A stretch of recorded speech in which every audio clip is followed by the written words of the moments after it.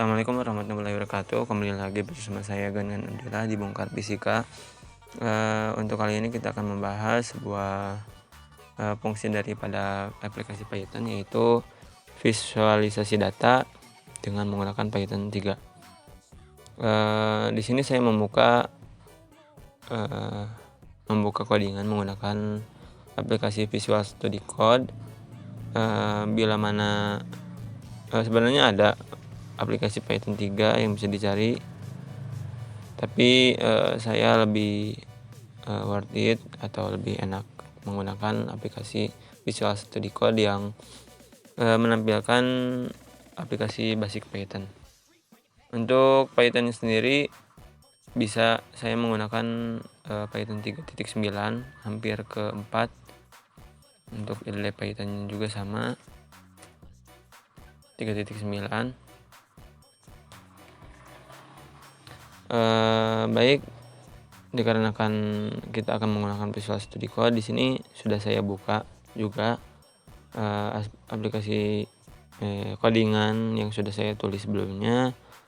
Ada 3D surface, ada multiplot, plot 3D, plot bar 1, plot bar 2, plot bar 3, ada plot bar horizontal, ada multiserial, ada komparasi, ada multiserial, kemudian plot histogram, kontur, ada plot pie atau diagram lingkaran, ada plot polar, ada scatter titik random, ada subplot atau batang, diagram batang, ada plot line 1 dan 4.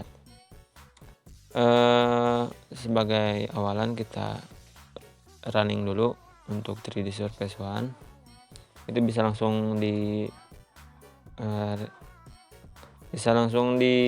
run saja. Nanti kelar juga figure 1, yaitu bentuk gambar atau kita bisa lihat di sini ada beberapa pemaparan mengenai data yang dipasangkan di dari 2.0 negatif 2.0 sampai 2.0 positif. Atas bawah sama, kiri kanan juga sama.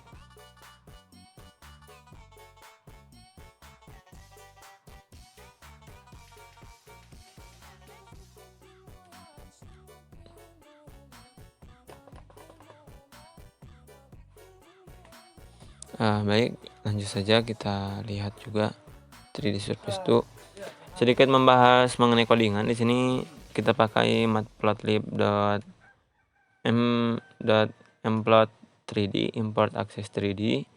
Jadi untuk library-nya kita pakai matplotlib dengan izin dari access 3d supaya bisa menampilkan data berbentuk 3D surface. Import nps np dengan figurnya flat.figure access 3d dan np range atau komposisi jarak, yaitu dari negatif 2 sampai 2 dengan jarak antar data yaitu 0,1. Y-nya juga sama demikian. Modul np magrid ini bisa diakses ya parameternya. Enaknya pakai Visual Studio Code, kita dapat melihat berbagai codingan. Jadi arti dari np itu apa, range apa, functionnya untuk apa, dan lain-lain. Untuk np itu singkatan dari nampy ya, kalau ada yang belum tahu. Untuk selanjutnya kita definisikan juga x dan y-nya dengan return 1, konstan y ini kali 2. Untuk plot surface-nya kita tulis seperti ini dengan ax view-nya 30 dan azim 125 azimut PLT show. Hampir sama dengan yang tadi, cuma mungkin akan agak berbeda pada tampilan data. Nah ini. Jadi ya, kalau yang tadi itu datanya berwarna biru dengan jarak dari bawah ke atas, ini hampir sama ya. 2.0, 2.0, tapi untuk jarak atas bawah itu dari 1 sampai negatif 6, negatif 0,6. Untuk multiplot mungkin seperti ini ya codingannya, import matplotlib seperti biasa. Ada gs juga di sini, variabel untuk any, figur, plt itu matplotlib.pplot, figur, np arrange, array, range-nya 5, array s1, s2, s3, s4, s5, dan figur subplot. Jadi data yang tadi ditampilkan itu, data yang sekarang akan ditampilkan itu disusun dengan S1, S2, S3. Nah ini, jadi ada gambar 1, gambar 2, gambar 3, gambar 4. Itu bisa ditampilkan semua datanya dengan satu buah codingan yang disatukan. Jadi ada susunan untuk seperti ini.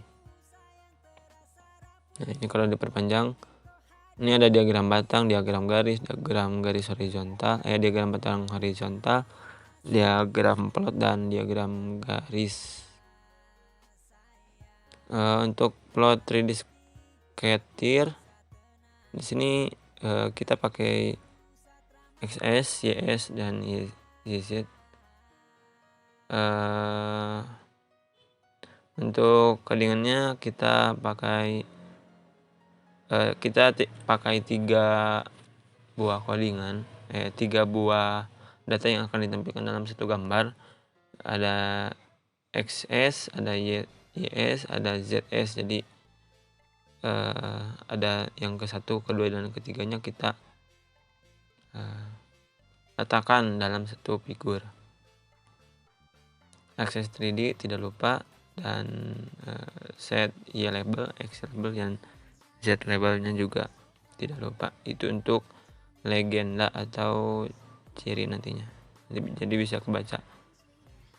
Nanti juga akan muncul legenda yang lain pas kita mencet data di sini. Bisa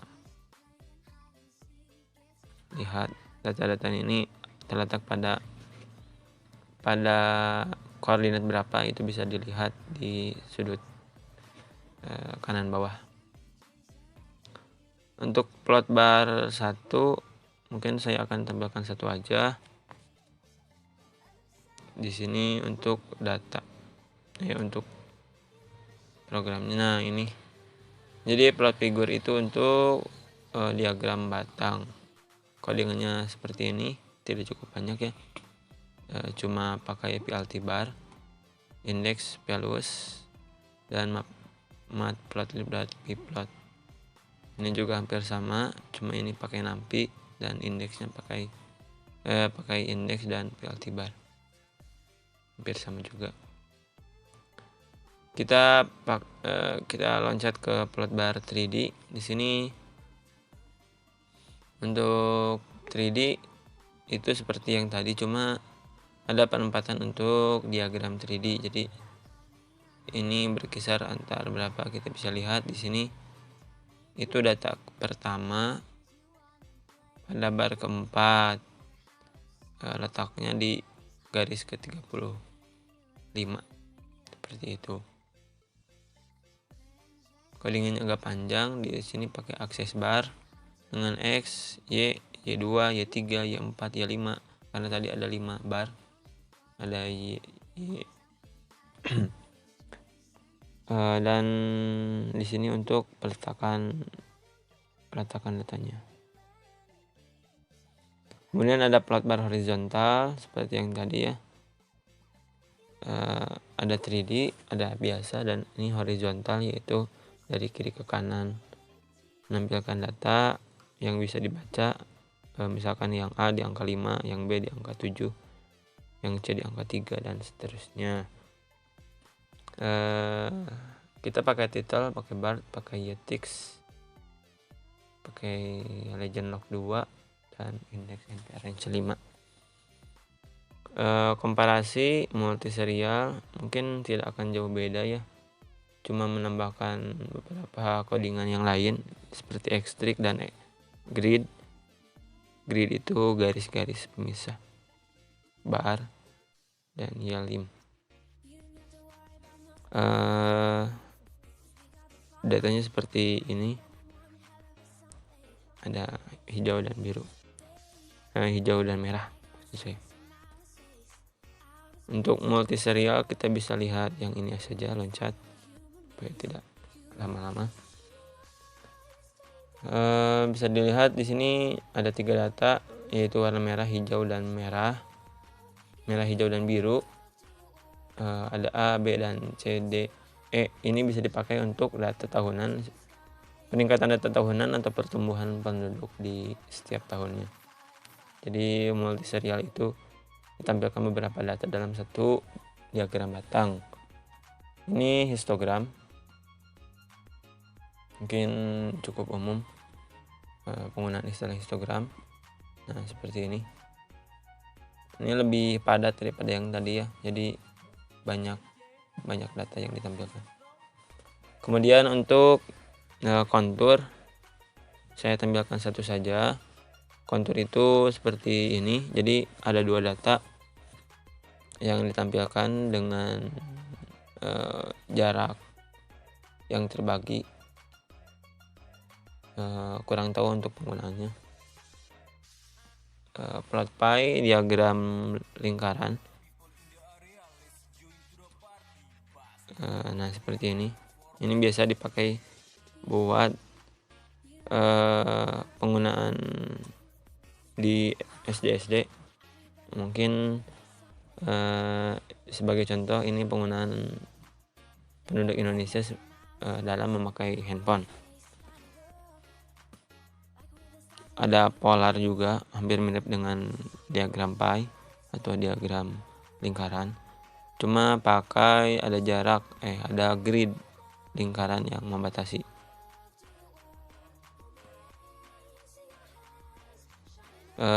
Scaled ini titik ya.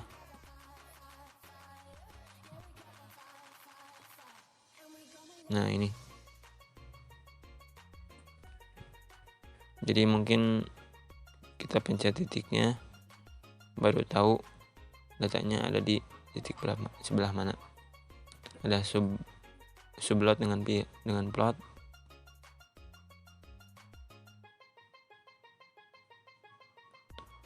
Nah, seperti ini, diagram garis mungkin lebih tepatnya, dan ada plot line.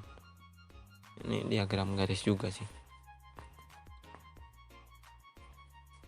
diagram garis, tetapi plotnya menggunakan garis yang naik turun seperti gelombang.